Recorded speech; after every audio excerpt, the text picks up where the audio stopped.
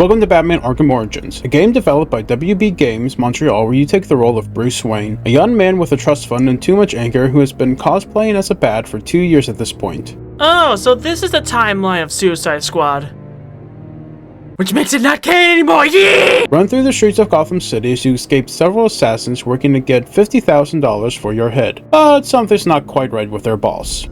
Hi, I'm Lunar, and today, I'm looking for a challenge. That's why I'm going to beat Batman Arkham Origins with no upgrades. But first, let's go over the rules. Number 1, I cannot obtain any upgrade that requires me to go out of my way to acquire it. This includes purchasing on the skill tree or crafting in-game. Number 2, any upgrades that are unlocked by story progression are fair game for me to use. Number 3, subscribe. If you want to subscribe from me, how about this cute puppy? Woof. Woof, boy. God, this is stupid. I'm out of here. Oh yeah, video dogs! I'm not downloading anyone! That's enough for now. Let's get to the challenge. We begin this game with a bat, as man walks into the man cave like an angsty teen stomping his boots with every step. We hear a news report about one of my villains being executed, and Jimmy Fallon tells everyone watching that there is no such thing as a man. So I suit up and head to the prison to prove him wrong. Cogsworth is upset with me as it is Christmas Eve, but I have a point to make, so I drop into Blackgate ready to kick some butt. As I enter, I see one of Big Head's men assaulting the warden, so I assault them both. The warden questions my existence, but it sounds like I'm not the most unbelievable thing he's seen tonight. So I head into the prison to find whatever it was that was roaring. I entered a small combat section where I actually really needed this as I had to play this game on the computer, so it had a ton of different controls than I was used to. I knocked out all the thugs and talked to the last one, getting Big Head's location. So I made my way through the prison to the execution room where I saw Big Head and a few of his men with "What the hell is that?" King K. Rool is here and looking mighty fine if I do say so myself. I take out a few more thugs and continue on my way, finding an SD card to add to my collection before escaping the prison. I see Big Head get on a helicopter to escape, but King K. Rool decides to stay behind for some reason. He said that I smelled and knew to stay back before throwing an explosive tank at me and on to the first boss fight of the game. The goal of this fight is to stun King K. Rool and perform a beatdown on him while countering other thugs. Once I get him down to half health, he'll get really close, breathing in my face, but his breath stinks, so I kick him off and start beating on him again. After a while, he gets in my face again, but didn't brush his teeth, so I have to kick him off again and blow up a tank in his hands, ending the fight as quickly as it started. What's your name? My name is Jeff. What movies do you like? Avengers! Do you find me attractive? Yes, do not worry. The beatings will come. You will be beat. There is no escape. All he tells me, though, is that there are assassins after me before the cops show up, so I do what any rational person would do. Jump off the cliff. I head back to the man cave to do a bit of research into the assassins King K. Rool told me about. As it turns out, Big Head hired 8 people to try and kill me tonight. Bone, Lightning Bug, Shocker, Cover Commander, King K. Rool, Epstein, and 2 no-shows. Time to find Big Head. My first stop is to visit Santa. I find him doing an arms deal with some of Big Head's men, so I decide to take them all out. After taking out the thugs, I interrogate Santa, but accidentally put myself on the naughty list by choking him out. So I take him to the roof to ask more questions. He begs me to let him go, and I oblige before finding his phone and getting Cobbler's IP address. I arrive on scene and enter a stealth encounter where I have to take out the guards on deck, starting with a sniper, and then sneak through the vents like an imposter and take out everyone else before making my way below decks. I head through this maze of halls, taking out a few thugs and coming up to a battle arena. As soon as I enter the battle arena, this thug guy walks up emoting on me. Meet Shocker. You lied to me! One of the assassins out to kill me and the toughest boss fight in the entire game. He uses his taunts combined with the electrical current. Take that, you fraud! Yeah, if you don't know anything about this game, this guy's a joke. One of Cobbler's girls sends a ton of thugs into the arena, leading to a massive combat encounter, which I cleared out rather quickly, only losing about 95% of my health. I then interrogate Shocker without his mouth moving. I ain't telling you, Jack. Discovering Cobbler is hiding in the casino, so I made my way over to that side of the ship. Tracy then shows up telling me to before sending in some more men to take me down. But I make quick work of them, taking them all out. Dude, you gonna be alright? Dude, shut up! Unlocking the office and gaining access to Cobbler. He's in the middle of a very important meeting, but I don't care, choking him out and demanding to know where Big Head is. Apparently Cobbler doesn't know, but what he does know is that there was a murder in Big Head's apartment not too long ago. So I'm just about to let him go and head over there when... What's up with it, motherfucker? Epstein decided to show up, dragging me away and about to kill me before I broke out and entered the arena for a proper boss fight. And oh my god, what a boss fight. This fight is one of the best boss fights in the entire Arkham series. Not only do you have to constantly counter Epstein's attacks, but if you counter too early, you will fail to counter, giving him an opening to attack. I did fail countering here, leading to my first death of the run. What's up, baby? So I had to get to this point of the fight again. During my second attempt, I realized what I was doing wrong, with the counters allowing me to take my time and get them all right, using the openings to deal some real damage. After a while, he takes out a remote claw of sorts and uses it to launch a propane tank at me, but I counter and throw it back, leading to another spam counter session, ending with his health cut to half and his favorite stick broken. Today your ass is gonna die, bitch. Say goodnight, motherfucker. I then throw the sword into the wall next to him, and since he has the brain of a child, he gets distracted by the shiny object, allowing me to get the KO. I am so sick and freaking tired. Cobbler sees all this happen and now terrified decides to spend the rest of his night locked in his office with two hotties. Okay, that's fair. Luckily he did tell me about the apartment building, so I do what any rational person would do. Jump out the window? Loot a corpse. Why would you do that? I then head over there to find a crime scene that has already been discovered. They think Cobbler killed the people, but he doesn't seem too violent. So I do a bit of detective work myself, discovering that the culprit is someone who goes by Jongleur. Seriously? We couldn't have just one game! Nonetheless, I found some DNA evidence in the apartment, but I need access to the national database in order to figure out whose DNA it is. Luckily, Cogsworth has a wonderful idea on how to find out. Just ask the cops for help. So I decide to break into the GCPD building, being put on a watch list in the process. Wait, Mitchell, listen to this one. Start over. What's the setup? Oh, look out! But first I head home to grab some explosives and get 6,000 XP for listening to Cogsworth talk about ham. I then made my way over to the roof of the GCPD building and started sneaking around, taking out armed guards on the roof one by one before going in to take out the last two with a small amount of HP left. I have to head through the building without being seen, which sounds easy on paper, but I cannot tell you how many times I was required to take cops out, leading to the entire GCPD department knowing that I'm there. Eventually, I come across a cop interrogating Santa about something called a disruptor, so I take out the cop in the room. Your time is now. And choke Santa until he tells me about the disruptor. Apparently, it disrupts anything electronic. Could come in handy. I make my way to the evidence locker through the cell block and grab the disruptor before heading back and discovering that some cops decided to stage a prison break. So I have to calm things down by breaking their skulls so that they forget what a riot is. I made my way back to the database, hacking in and finding a miner in the room. Man isn't trying to catch a case though, so he tells her to leave him alone, but she gives him some pretty good advice before dipping out thanks to the SWAT team being trigger happy. This encounter starts off with me using the disruptor to jam one of the guns. Unfortunately, since I use it to enter this room, I can only use it once, so the cops have one gun that's not jammed. I still manage to take them all out and make my way upstairs where I run into Jimmy Fallon. We have a little argument about who's right and who's wrong when the SWAT team shows up and shoots at me with Jimmy in the way. So I save his life and take out all the cops before teabagging on them and running outside. I head down into the sewers and coming across a ton of Big Head's men. Apparently he set them down into the sewers to set up an explosive surprise of sorts, but I gotta get by, so I took them all out, dying once right at the end of the mission. On my second attempt, I took out the group and hacked into the wires, discovering that Big Head owns a bank? Okay, why did I need to access the database in order to figure that out? I solved the case though, and headed to the bank to find Jongleur and put an end to this. I arrive at the bank in the middle of it being robbed and find the front door locked, so I had to gain access via a roof, coming across a serious scene with bodies all over the bank. I can see that there are thugs in the vault though, so I head in through the vents to confront Big Head. I demand to know anything about Jongleur, his name, his IP address, his zodiac sign, but Big Head doesn't know anything about him, nor does the bank teller. Hey, wait a minute!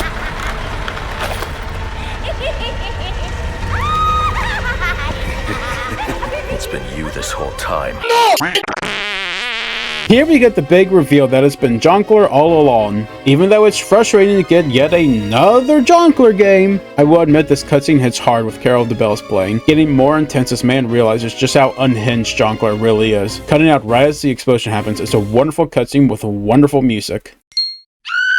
Jongleur then sends some of his men into the bank to take us out in another Predator section. This time they send in a thug with a jammer, so I have to take him out first, allowing me to use my detective vision. Once I get the room down to one thug left, I choke him out and he tells me that Jongleur is hiding in the steel mill with Big Head as hostage. So I leave the bank, taking out a few cops waiting outside and ignoring the baby crying, making whoever set that trap really upset. I arrive finding the exterior guarded heavily by some of Jongleur's men, so I start taking them all out stealthily.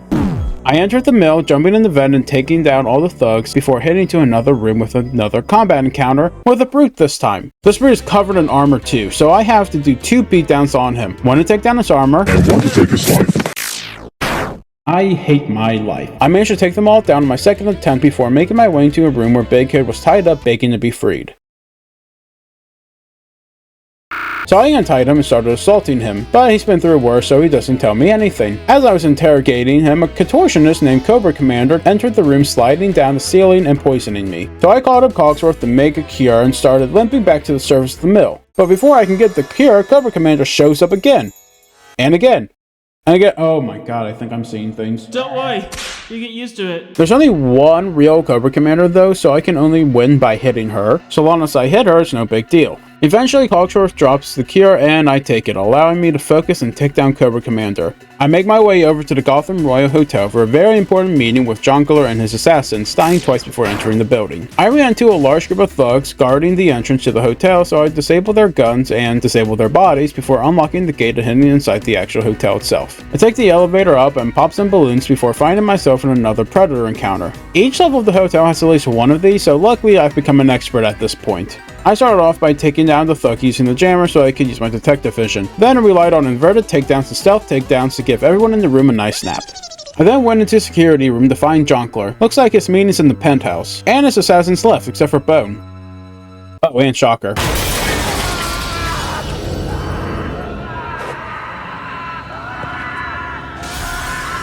Okay, good. So I do what any rational person would do. Loot a corpse. I first come across a small combat encounter to test my shot gloves and realized another bug with the controls. You see, on PC to activate the shot gloves you have to left click and right click at the same time, but the gloves will activate on their own without my input if I counter and attack too quickly together. But nonetheless, I still hit up the hotel more. Taking out another combat encounter and a hotel employee begs me to save their coworkers, so I guess that's now top priority? I look out a window admiring the view and wishing I could ride a roller coaster when I lock eyes with this thug across the way. My heart melted and I quickly made my way over to kick him in the face. I hit through, saving many people on my way and dying 3 times before getting to the dining room. After saving the employees, I made my way up to the top part of the hotel and saw the entire room is filled with bombs. I tried to defuse them, but I just triggered an early explosion, so I do what any rational person would do. Jump out the Why won't this glass break? Let me out! Weird glitch.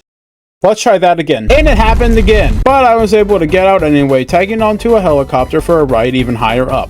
I jump on the roof and start taking out some thugs before making my way into another stealth encounter. I take them all down, then take the elevator up to the penthouse. But you see, they'll be expecting me to take the elevator. I rode in on top of it. I know, I'm smart, right?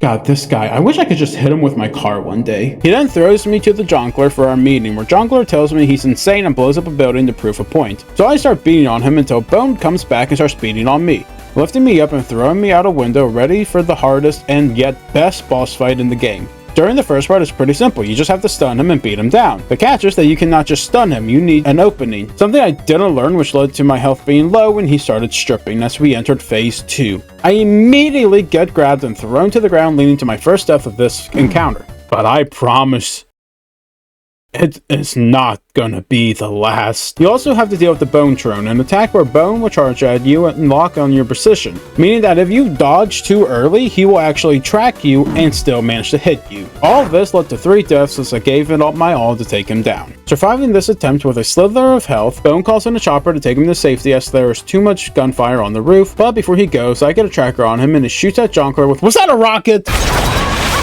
Yep, so I do what any rational person would do.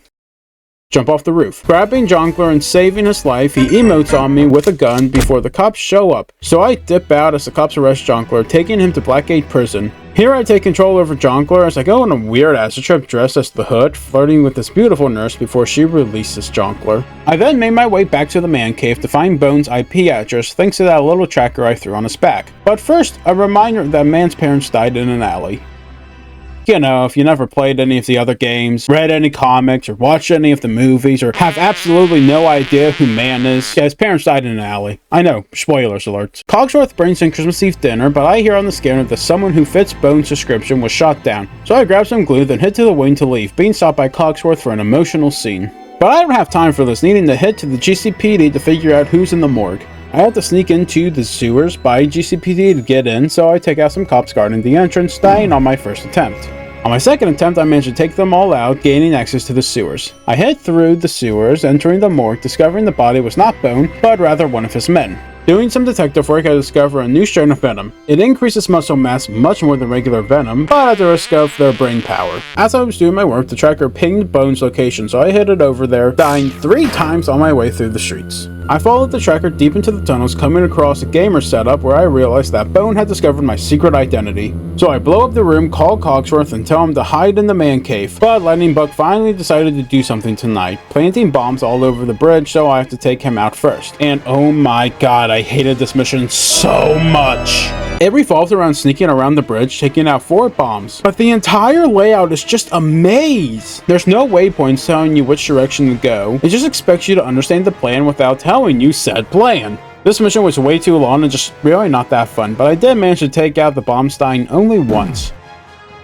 I still hate that mission though. But before I could get the final bomb, I reached the top of the bridge and Lightning Bug showed up for a boss fight. The way this fight works is simple. Lightning Bug keeps his distance, shooting at you with his flamethrower, and you have to use glue grenades to stun him, allowing for quick battering strikes. Once he is stunned, you can use the claw to drag him in close for a punch. There's just one problem with this fight I had. On PC, the quickfire attacks are done by pressing the number associated with the gadget twice, but you also need to keep moving and be ready to evade.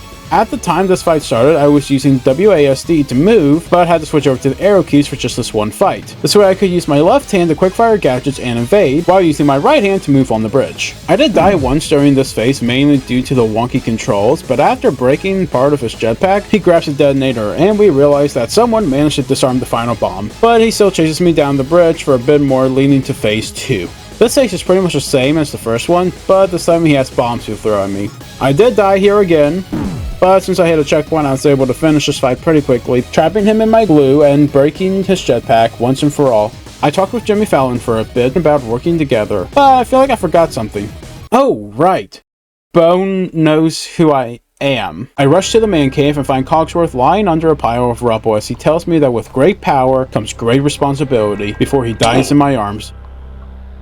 But we know he survived as this man starts shocking Cogsworth with his cape glitching a little bit, reviving him, and together they decide it's time to take Bone in. And can we just take a moment to appreciate this man, by the way? Cogsworth here died, and within 2 minutes of being revived, put on the earpiece and basically send man out for revenge. There's a reason that the rogue gallery is scared of Cogsworth. I headed over the Black Gate, ready to take down a ton of inmates, and make my way in to find Bone and Jonkler. I died twice on my way in before Nurse Joy told me where Jonkler was hiding and that he was waiting for me. So I head deeper into the prison, dying a few more times, before I finally found Jonkler and Bone with a twisted game of choice. One of us will die here. It just depends who.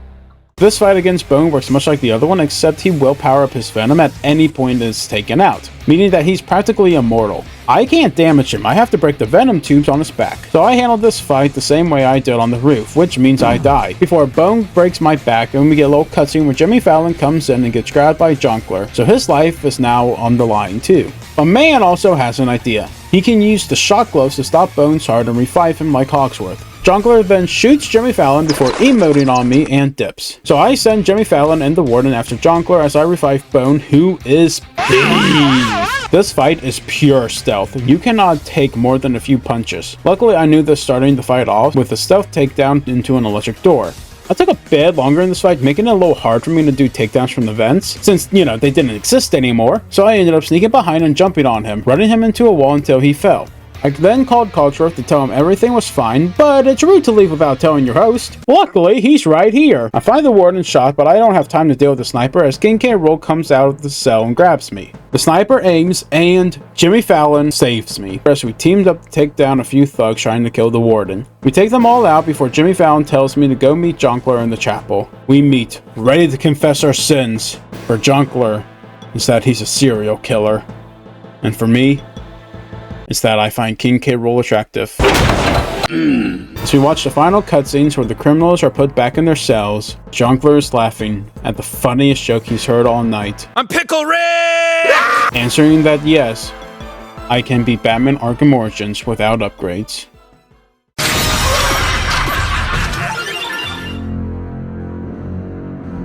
Batman Arkham Origins, more commonly known as the redheaded stepchild of the Arkham franchise, was not well received when it first came out. With the different voice actors and it being developed by a different company than Rocksteady, a lot of people turned their heads, claiming that this isn't worth it. But Arkham Origins also has an incredible lineup of boss fights, from Slade to Bane, even being able to actually beat up Joker in this game. It just feels amazing. Not to mention the pure raw emotion given in most of these cutscenes, like when Alfred dies. It may have been a forgotten game, but Arkham Origins is still a really good Batman game. Scarecrow is still everywhere! Oh, what the fuck? If you want to support us and gain some awesome perks, then why don't you check out my Ko-fi? Link in the description below. And while you're down there, why not check my other social links? Make sure you leave a like and let me know in the comments below what other games you'd like to see me do a challenge run on. This is Lunar Shadows, signing out.